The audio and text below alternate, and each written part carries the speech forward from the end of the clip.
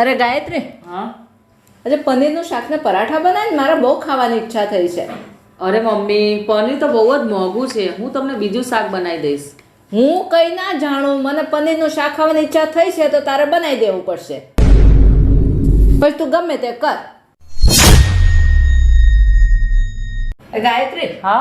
આ કંકોત્રી આવી છે એમાં લખ્યું છે કે બધા પીળી સાડી પહેરજો, એટલે મારે પીળી સાડી પહેરવી છે તો મને લાવી દેજે. અરે મમ્મી, આપણે લગ્નના આટલા ભાડા તોડા જ આટલા થઈ જવાના છે, તો તમે પીળી સાડીની ક્યાં માંગ કરો છો?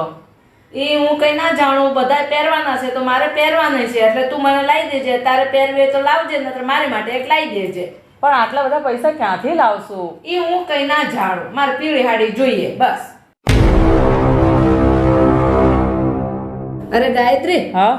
આ બધા લાલો પિક્ચર જોવા બહુ જાય છે, તો મારી ટિકિટ કરાવી દે ને, મારે જોવા જવું છે. અરે મમ્મી, અત્યારે આપણે લગ્નની ટિકિટ કરાવવાની છે, તમારી માટે સાડી લેવાની છે, અને હવે વળી પાછા તમે કહો છો કે પિક્ચર જોવા જવું છે. હવે પિક્ચરની ટિકિટ આવશે 250 રૂપિયાની. તમે ત્યાં કંઈ નાસ્તો કરશો એટલે 500 રૂપિયા જતા રહેશે. આટલા બધા પૈસા ક્યાંથી લાવશું?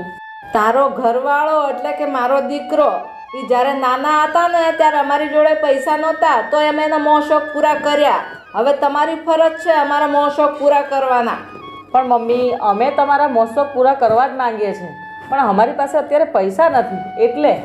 એ હું કંઈ ના જાણું, તારી જોડે પૈસા હોય કે ના હોય, પણ મારે પિક્ચર જોવા જવું એટલે જવું.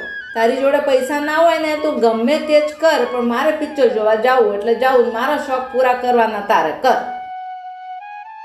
મા બાપે તો હંમેશા દીકરાનો સાથ દેવો જોઈએ, પણ દુનિયામાં હજી પણ એવા મા બાપ છે કે દીકરાનો સાથ નહીં, એમની પર બોજ બનીને રહે છે.